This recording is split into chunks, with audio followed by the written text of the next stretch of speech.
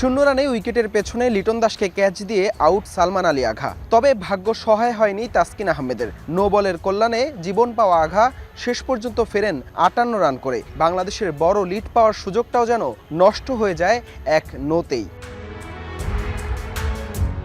আগের দিনে তাসকিন এবাদতদের এলোমেলো বোলিংয়ের পর দ্বিতীয় দিনেও ভালো শুরু পাকিস্তানের। ১৪তম পাকিস্তানি হিসেবে অভিষেকেই সেঞ্চুরি তুলে নেন আজান আওয়াইজ।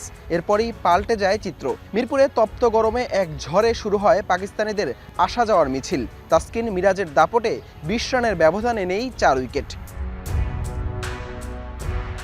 ২৩০ রানে ৫ উইকেট হারিয়ে কলাপস করে সফরকারীরা। এরপর শূন্য রানে জীবন পাওয়া সালমান আঘা আর মোহাম্মদ রিজওয়ানের ১১৯ রানের অনবদ্য এক জুটি আবারও বদলে দেয় ম্যাচের রং। ৫৯ রান করা রিজওয়ান শট খেলতে গিয়ে উইকেট দিয়ে আসলে ৩৪৯ রানে ৬ উইকেট হারায় পাকিস্তান।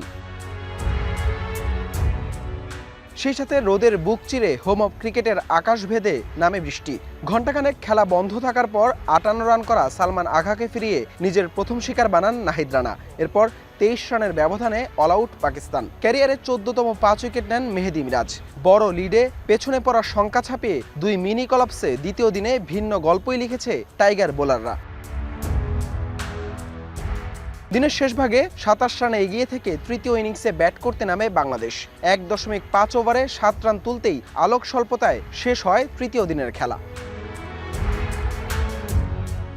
দ্বিতীয় দিনের হতাশা কাটিয়ে তৃতীয় দিনে দারুণ এক কামব্যাক বাংলাদেশের বোলারদের। দিন শেষে টাইগাররা কিছুটা এগিয়ে থাকলেও লড়াইটা এখন সমানে সমান।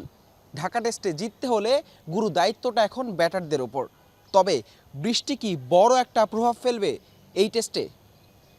হাসান আল মারুফ, যমুনা স্পোর্টস, মিরপুর শেরেবাংলা জাতীয় ক্রিকেট স্টেডিয়াম, ঢাকা।